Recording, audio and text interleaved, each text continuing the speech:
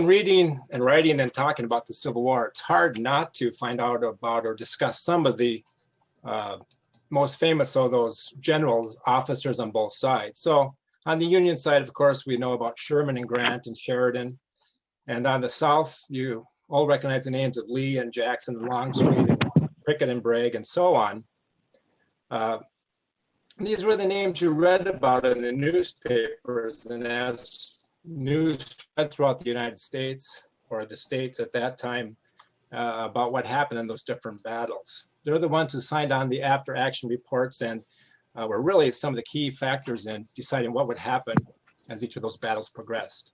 And they were often the first subjects that were written about after the war concluded in 1865. Well, that is more of a bigger picture, a macro view of leadership in the Civil War, since they were involved in so many key decisions.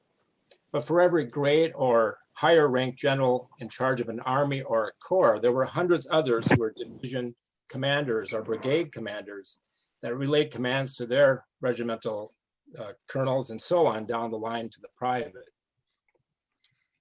Minnesota cannot claim as one of our own any of those iconic generals I had mentioned. Most of our Minnesota generals would be recognized more as brigade and division level commanders. You may be surprised that there were 21 men from the North Star State who received the honor, either outright as a general or given the honorary title of breveted general. Our highest ranked officer was Napoleon J.T. Dana, who achieved the full rank of Major General. Think a moment, how many of the 21 generals can you just name on the top of your head? Not many. Did any of you come up with the names of Horatio Van Cleef or Christopher Andrews or William Marshall? Well, they too were higher ranked officers from the state, and they're the subjects of this presentation. Each one has his own interesting history in the Civil War, but also a compelling story of post-war success in business and politics. So to begin with, let's take a look at what a general was. So in this organization chart, you can see the structure is, and this is focusing on the role of these three men. They either attained the commanding position of brigadier general or brigade commander. So they were in charge of at least 3 to 5 regiments, if not more units. And then a division commander would be in charge of 3 or 4 of those brigades. So they could have 16 to 20 different units under their command. So as you move up the ranks, you're really taking on a lot more responsibilities and leadership roles. So each of these men pretty much achieved that rank. Started out usually as a colonel, moved up to brigadier general or brigade commander, and then eventually some a major general. The one thing you have to also factor in is the word brevet. Of the 3 men featured today, they were given brevets during and after the war. So Van Cleef and Andrews were breveted major generals, and Marshall became a breveted brigadier general. And all a brevet was pretty much an honorary title given for meritorious or conspicuous duty or responsibilities during your service in the war. Didn't come with any additional command responsibilities or any financial compensation that was connected to that rank. But regardless of that, the honorary title stayed with them after the war and for the rest of their lives. Most people in the state recognized their names. If you lived in the same city, you knew who they were.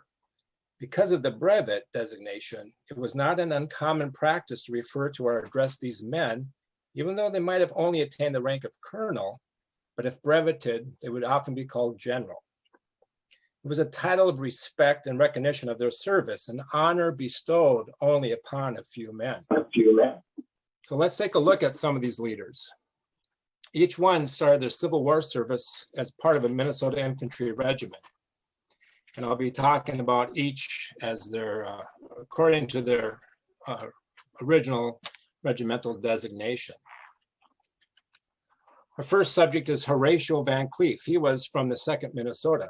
As you can see in this photograph, Van Cleef has more of a bookish professor's appearance. Well, looks can be deceiving. He possessed both qualities of being a well-educated and an experienced soldier. He was born in 1809 and grew up in Princeton, New Jersey. He spent 2 years studying at Princeton before he was appointed to West Point. He graduated from that institution in 1831.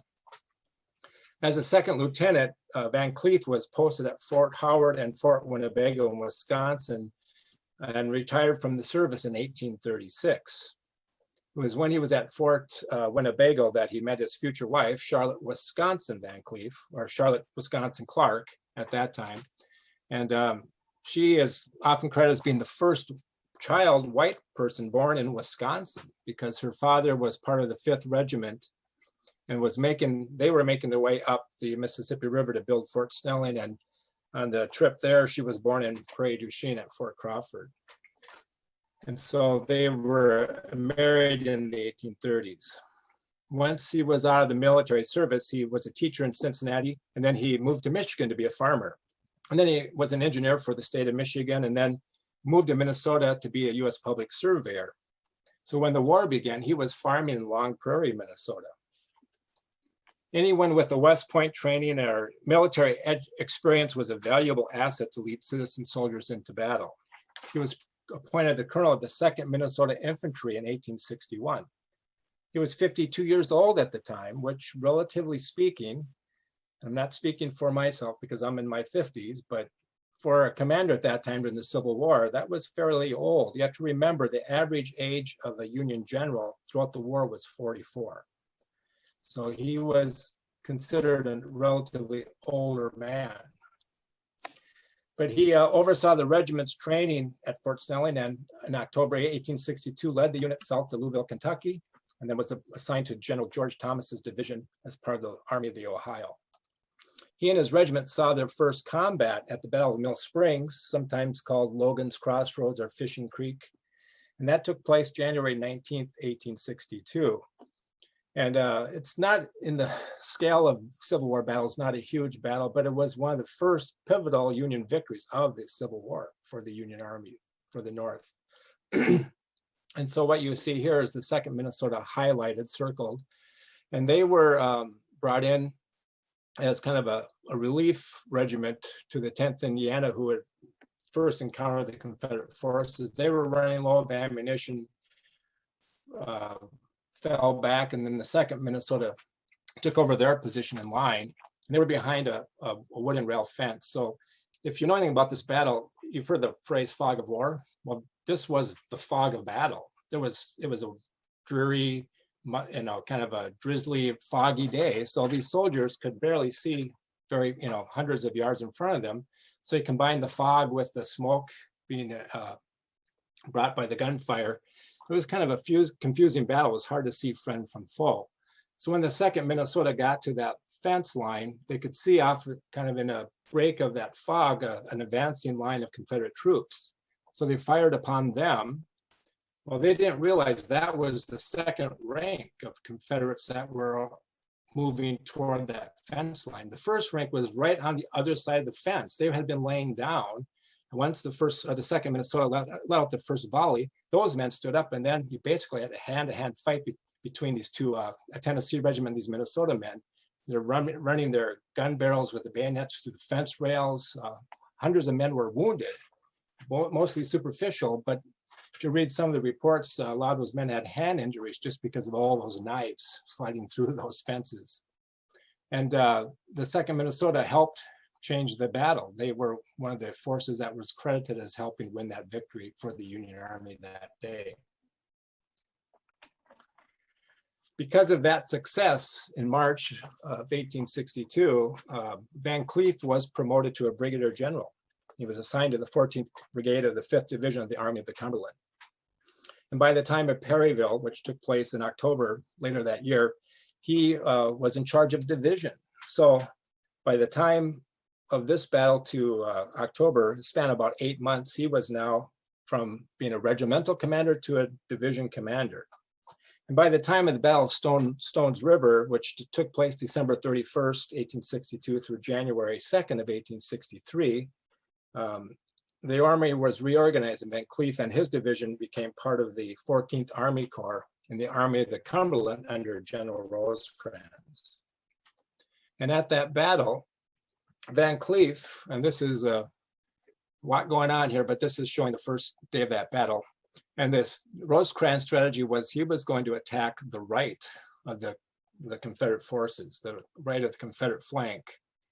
And so he had enough faith in Van Cleef and his division to be that tip of the spear. So early that morning, he had that entire division weighed across Stones River to be leading the assault of the battle. Well, Bragg thought the same way. He was going to attack with his left flank on the Union's right flank, and that's exactly what happened. So the weight of that attack forced the Union lines back, and Van Cleef and his men were brought back across the river to bolster those lines, and they were very helpful, very successful in kind of staving off a potential defeat that day. Unfortunately for Horatio, he was wounded by a shell fragment, wounded him in the leg, and it also injured his horse Bessie. And he was taken off the battlefield in an ambulance. So he pretty much was out of commission that first day of that battle. And after a 3-month leave to heal from his wounds, he came back. And the man that his soldiers called grandpaps, see, there's that age thing again.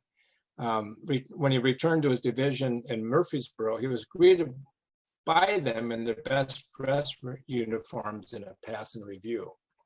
And later that summer, as the Army of the Cumberland was on the move to kick out Bragg's army from Tennessee once and for all, he ended up in September with the Army of the Cumberland at Chickamauga. And his division was right in the thick of the fight both of those days. Once again, it's if you know anything about Chickamauga, the line right above, pretty much north and south, where the Van Cleef's division is marked, there is that Lafayette Road, and that was the center of where a lot of that action was taking place. Earlier in the day, Van Cleef was down at Lee and Gordon's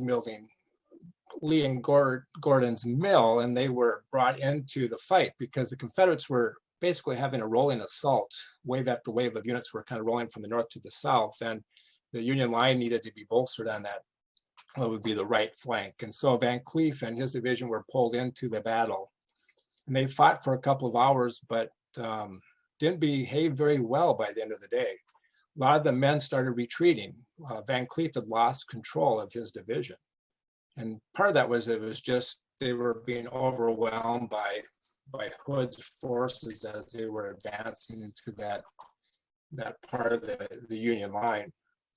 And unfortunately for Van Cleef, he lost his composure. A lot of soldiers, a lot of officers said he was crying as he's trying to gather his men together to hold that line. And they beat a hasty retreat back about a mile, as you can see here. And that's where they ended up that day. So they were, didn't hold up very well in the thick of the fight. So the second day, they were pretty much where they had left the first day in reserve. And in the morning, they were moved into, and this is one of the, if you know anything about Chickamauga, one of the pivotal parts of that battle was there was a miscommunication on disposition of Union troops. And so what was once thought a gap in the Union line, which would have been close to where Van Cleef and his men were moved into to help bolster that line, they took General Wood's division and moved him out of line to plug that gap. Well, when he got there, there was no gap. There were soldiers in that position. They were just obscured by the geography in the woods. And so what that did is it left now a gap that shouldn't have been there. A gap was there for General Hood and Longstreet's corps to march right through. And that ended up being a disaster for the Union Army that day. So Van Cleef and his division, which were pulled into the reserve role, got swept up in that retreat of the Union forces. And when I say retreat, we're not talking about orderly, we're talking about shades of Bull Run all over again. People were running to get back to Chattanooga as fast as they possibly could because the army was being destroyed. So unfortunately for Van Cleef and his division, they fled with the rest. Some of his men did. Some of his units did move north into what would be the Snodgrass Ridge, where coincidentally Van Cleef's 2nd Minnesota Regiment held their ground and became one of the heroes of that battle. So unfortunately for Horatio Van Cleef, some people really have scrutinized his actions at that battle. But his was not the only division to break that day. You have to remember the entire army had crumbled. But that did have when you're looking at him personally, it did have a serious effect. I think he really, by losing his composure, or really just took it so heavily and so heartfelt that his men couldn't perform the way they should have, that it affected his ability to really function as a leader in the future days. And regardless of what the reasons were, he still was a leader of men when it counted. His actions at Mill Springs earned him a General Star, and the stout-hearted of his men at Stones River helped save the day. So it was unfortunate for basically the placement of his men in line at Chickamauga, where the major Confederate thrust was where his men were both of those days.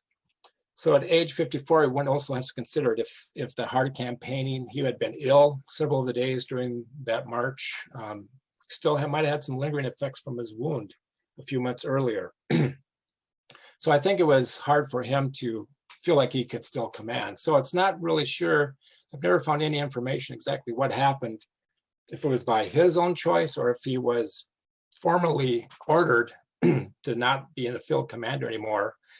And he was resigned to the district of Murfreesboro to oversee the soldiers there and the forces in that whole area. And that's where he ended the war. He didn't see field command after that. So he remained there until August 1865, when he was mustered out in March of 1865. After the war, he lived in Minneapolis and served as the adjutant general for the state of Minnesota from 1866 to 1868, and then again 1876 to 1882. He died in 1891 at the age of 82. Today, few remember Horatio Van Cleef. Little do most know that the Minneapolis City Park, Van Cleef Park, located just north of Dinkytown, and the U of M campus, is named for this General Horatio Van Cleef, and his wife. And it's once again just a nod to the important role he played in the Civil War. This next gentleman began his military service with the 3rd Minnesota. And this is Christopher Columbus Andrews. Andrews was born in 1829 in Hillsborough, New Hampshire, and grew up in part of a farm family. In his early years, he studied law at Cambridge, and after passing the bar exam, opened his own law practice in Massachusetts. But other ventures opened up to him, and that meant heading west. So in the early 1850s, he settled in Kansas and then became a lobbyist in U.S. At Washington, D.C. for the territory of Kansas, and lobbied the legislators in Congress at that time. And then he became a law clerk in Washington, D.C. until 1855 with the U.S. Treasury Department, and then moved to St. Cloud, where he in 1859 was elected a Minnesota state senator. In 1861, he was editor of the Minnesota Union newspaper, a position he held until October 11th, when he enlisted as a 32-year-old private in the 3rd Minnesota Infantry. Seldom did a man of his experience and education remain a private. He was appointed captain of Company I and became the leader of 100 men. So the 3rd Minnesota spent the first few months of the war in Louisville, Kentucky, and guarding railroads and different postings in the Cumberland Mountains. But in late April 1862, they were garrisoned at Murfreesboro, which was a hub of roads and a large army supply depot there. The other units stationed there included the 9th Michigan Infantry and 2 cavalry and artillery units. And they were usually posted on different roads leading into that city. Well, on July 13th, 1862, Andrews became a key player in one of the most humiliating events for Minnesota regiments during the Civil War. Colonel Nathan Bedford Forrest made a swift advance into southern Tennessee with around 1,400 cavalrymen. One of his main targets was Murfreesboro. On the morning of the 13th, he quickly captured the town, including Union General Thomas T. Crittenden, and that's not to be confused with Van Cleef's corps commander. That's Thomas L. Crittenden. There's plenty of Crittendens. If you ever read the Civil War, there's a lot of Crittendens. But With all the Union defenses forces spread out on those roads, they were easily swallowed up by Forrest and his men. And he attacked each one of them separately and forced them to surrender, including the 9th Michigan Infantry. Upon hearing the gunfire, the 3rd Minnesota moved forward into battle line and anticipating an attack, and it never came. After a stout defense and eventual capture of their regiment's camp, Forrest marched his cavalry out of range of the regiment and brought forward a white flag asking for the regiment's surrender. The 3rd Colonel, Henry Lester, a former officer in the 1st Minnesota, and highly respected by his men, gathered his regimental officers into a council to consider the proposition. He asked for a show of hands. 5 of the officers, including Andrews, voted to fight. 4 voted to surrender, including Lester. Once the vote was completed and satisfied with the results, 2 of the officers who voted to fight, left to go back to their companies. A short time later, Lester reopened and re-argued that matter and asked for a vote by ballot. Well, with the absence of the 2 officers, there were now more votes to surrender than to stand their ground. So at 3:30 p.m., with indignation and sorrow, the regiment color bearers handed over their state and national colors, and many of the men with tears in their eyes turned over their weapons. There wasn't many things that would be more disgraceful to a regiment than surrendering, especially when you weren't even under attack.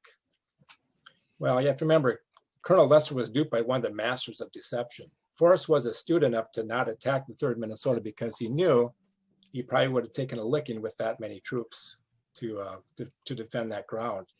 And by the time he faced the 3rd Minnesota, he had the advantage anyway. Like cards in his hand, he had already captured an important supply center and several military units. The capitulation of the 3rd basically gave him a full house. After the surrender, Andrews became a prisoner of war for about 3 months in Madison, Georgia. That's about 60 miles east of Atlanta, and then paroled at Libby Prison in Virginia in exchange in November 1862. Well, with their officers in captivity, the 3rd Minnesota was moved back to Minnesota to participate in quelling the U.S.-Dakota War, and they played a major role in the Battle of Wood Lake in September. But when the entire regiment and its officers were exchanged, the 3rd Minnesota was reorganized. Colonel Lester and the officers that voted to surrender were pretty much dismissed from military service. And to fill the vacancy of the highest ranked officers, Lieutenant Colonel Chauncey Griggs was named colonel, and Andrews was promoted lieutenant colonel in December of 1862. So being second in command, the 3rd was at Vicksburg and Jackson, Mississippi. And when Griggs retired due to ill health, Andrews was made the colonel in July 16th, 1863, just a year and 3 days after they had surrendered at Murfreesboro. And here is a photo of the 3rd Minnesota. This is a painting that you'll see at the governor's anteroom in the state capitol. This is them occupying the city of Little Rock. And that was where their next move was. They were assigned to the Army of Arkansas under the command of General Frederick Steele. And the 3rd Infantry saw a little bit of the combat outside of the city. And then when it surrendered, they were, as you see here, depicted marching into the city. And here is the artist had put C.C. Andrews on horse leading that regiment into the city. Well, when they occupied that city, Andrews was surprised when General Steele put him in command of Little Rock. He became a brigade commander overseeing the 3rd Minnesota, 3rd Illinois, and the 7th Missouri Cavalry. And these forces occupied the state's capital city from September 18th, 1863 through April 27th, 1864.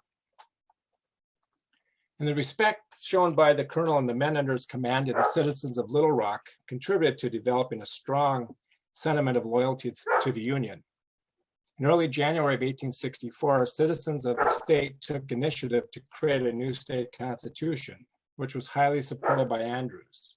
It was the first step in that state to help promote Reconstruction after the war. Well, Andrew's star was rising and he became a brigadier general in January of 1864. So he left his cherished 3rd Minnesota Regiment back in Arkansas and then became the commander of the 2nd Division of the 13th Corps. And his men were part of the last major thrust of offenses for the Union Army in the Mobile, Alabama campaign. And he was successful in leading his men in the siege and assault of Fort Blakely. And that was the last engagement he was a part of the war. And he was brevetted to Major General March, kind of retroactively, in March of 1865. But his success working with the people in Little Rock saw him dispatched to Houston, Texas to supervise the reconstruction efforts in that area. And it really helped to have a pretty smooth transition for the provisional government. And once that was completed, he was mustered out finally in January of 1866. Now, his exceptional leadership and diplomacy skills did not go unnoticed after the war. President Grant appointed him U.S. Minister to Sweden in 1868 to 1877. He finished his diplomatic career serving as Consul General to Brazil from 1882 to 1885 in the Chester Arthur administration. Andrews was a prolific writer during his lifetime and wrote almost 40 reports and books, mostly about his observations in his travels. When in Sweden, he spent much of his time traveling around that country. And one of the takeaways from those travels was the impression left about how Sweden's timber was managed. So they would typically, instead of clear cutting a whole area of woods, they harvested the trees in a checkerboard pattern and then replanted those areas that had just been cut. Well, that experience paved the way for Andrews' future endeavors. And that's probably what he's more well known for today, was his decades-long efforts to have the state of Minnesota find better ways to manage forest resources. Now, he lobbied for decades, and people were, not really listening to some of the warnings that he was trying to let people know that the forests were not inexhaustible. A lot of people thought there'd be 100 years of forest harvest in Minnesota after the Civil War. Well, that was wrong, and he knew it. And so a lot of times your years of lobbying fall on deaf ears, and it often takes a tragic event to really start people thinking that maybe you have something that's worth some value. And that would have been the Hinckley Fire in 1894. That was a tragic result in the loss of 400 lives. And there were other major fires early in the 20th century that people started thinking they should be better stewards. And that's where Andrews really made an impact. He became the first official chief fire warden for the state and got the timber companies and logging companies to clear out the slash, the debris that was left after the harvesting of the trees, and also began the practice of replanting to replenish that resource. So until his passing in 1922, he was the state's strongest advocate for forest conservation, and today is considered a pioneer. If you drive up to Duluth on Interstate 35 between Willow River and Moose Lake, you'll find the General C.C. Andrews State Forest. This public accessible resource is a legacy to not only a Civil War commander, but a champion in conservation.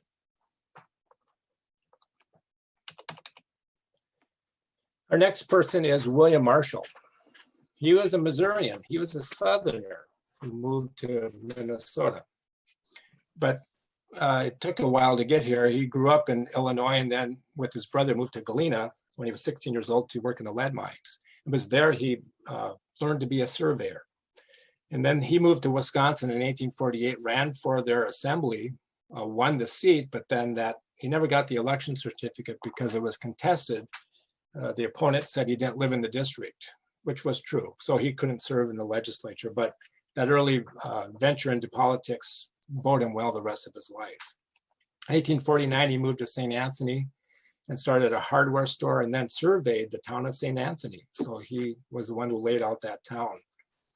He won a seat in the first Minnesota Territorial Legislature and then moved to St. Paul and became one of the most successful hardware merchants in that city. He soon went into the banking business and also began a new venture in dairy farming and stock raising. And a lot of people consider him to be the first to bring in hybrid cattle into that brand new state of Minnesota.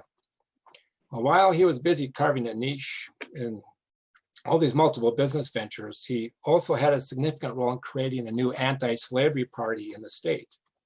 He was the presiding officer in the convention that established the Republican Party in Minnesota in March of 1855.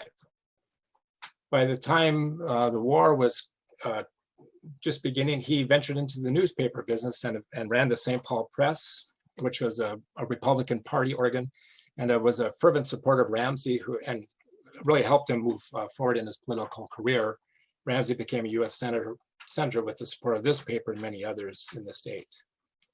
So for Marshall, it boded well to have friends in high places. When the second national call for volunteers was brought forward by Lincoln, he was commissioned by Alexander Ramsey to be the lieutenant colonel of the 7th Minnesota.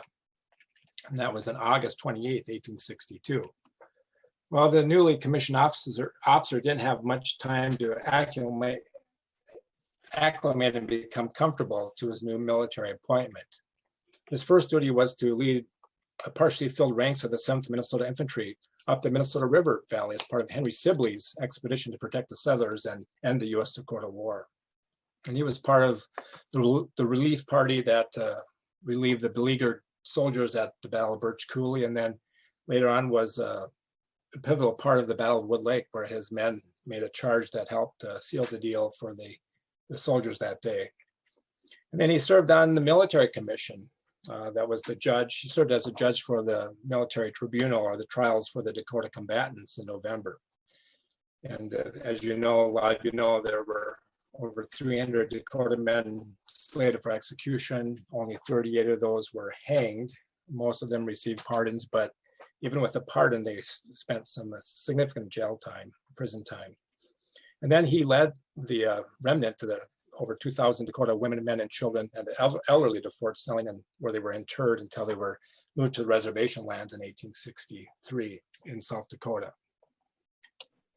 And Marshall was part of the punitive expedition in 1863, and so Stephen Miller, his commanding officer, was stationed back in the state to kind of be in charge of the military in the state of Minnesota at that time. So he took command of the regiment as part of that expedition, and they were part of the Battle of Big Mound, and that was pretty much the extent of their action there. And then eventually he and his command were transferred down to the South in October of 1863, and they had their first battle at the Battle of Tupelo in July of 1864. And even though they were protecting more of the wagons and supplies, they were engaged throughout those 3 days. And they lost 10 men and 52 wounded. And Marshall had a couple of close calls in the battle. His horse was shot and a spent ball lodged in his felt hat. In the following months, Marshall's division was chasing Sterling Price through Arkansas and Missouri, and then they were detached from the Army of the Tennessee and moved to Nashville to bolster those cities' defenses in 1864. And another painting that you'll see in the governor's reception room of the various regiments at the Battle of Nashville. So when John Ballahooda was making one last attempt to take over Nashville, the defenses around the city were bolstered, as I mentioned, by thousands of more troops. And Hood had dug in trenches around the city, and General Thomas sent 3 of his 4th Corps out to displace them, to move them out, and to destroy them was the goal. And so the 3rd Brigade, with Marshall leading the men of the 7th Minnesota, was part of the assault on that first day on redoubt number 33, and they were successful in taking that defensive position. Unfortunately, the brigade commander, Sylvester Hill, was killed by shell fragments during the assault. And Marshall then assumed command of that brigade and led it the following day into the teeth of the battle at Shies Hill. And this is a graph I put together, or a chart that shows kind of the disposition of Minnesota men. Minnesota at Nashville had 4 regiments. That's the largest concentration of soldiers from Minnesota in one battle. And they took a wall. There were over 200 casualties during that assault, those 2 days.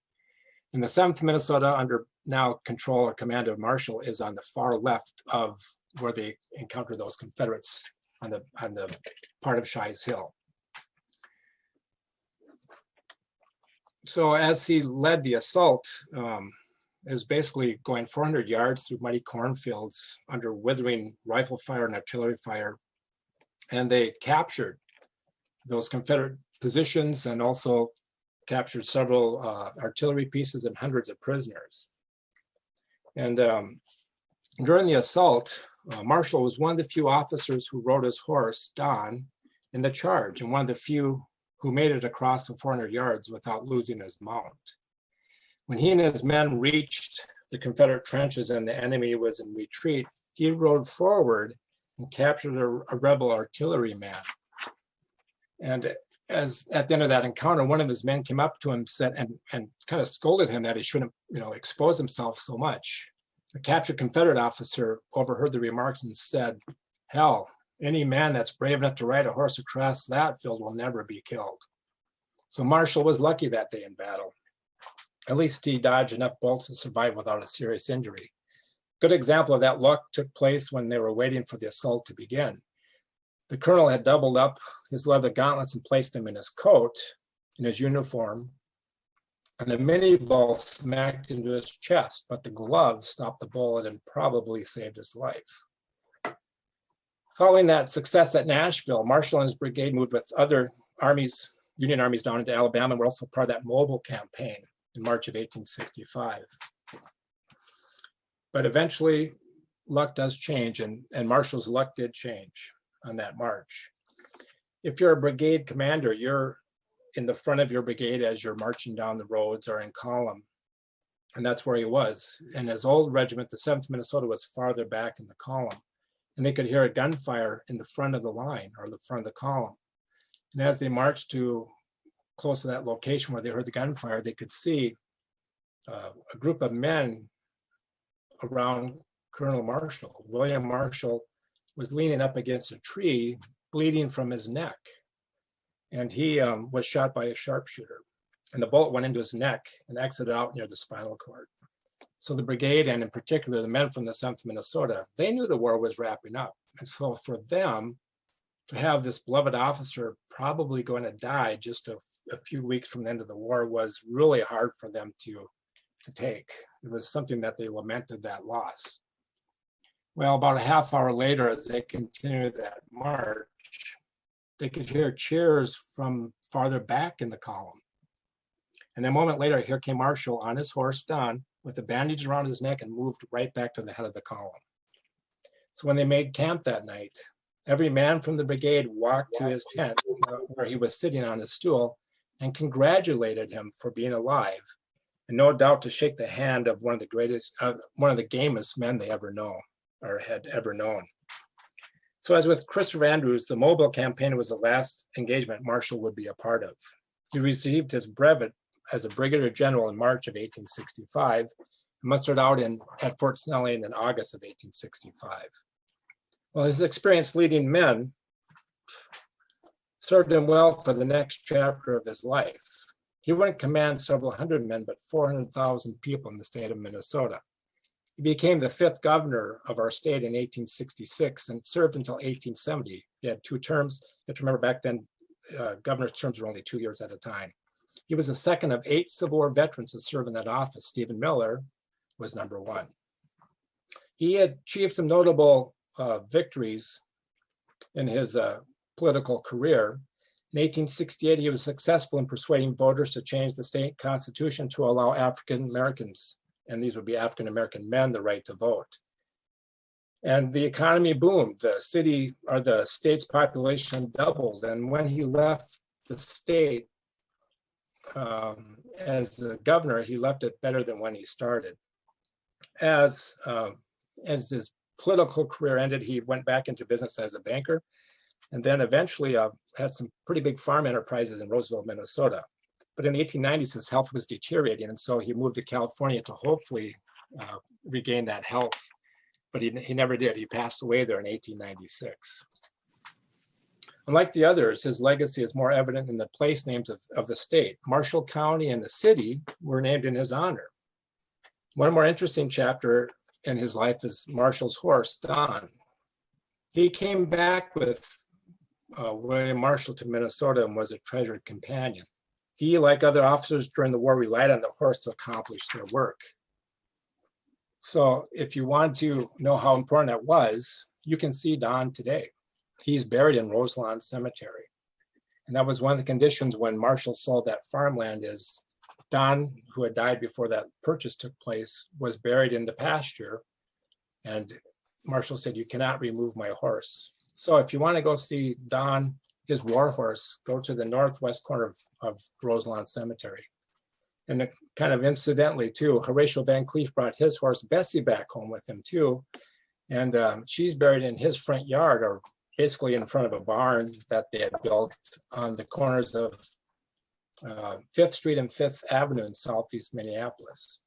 And Bessie is still there today. And Brian, I've got to step in now because we are out of time.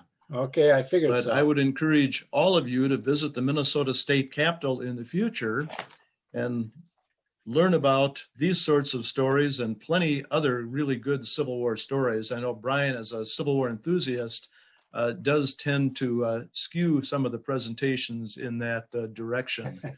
So I would encourage you to visit the Minnesota State Capitol once it's opened up to visitation. Again, thank you, Brian.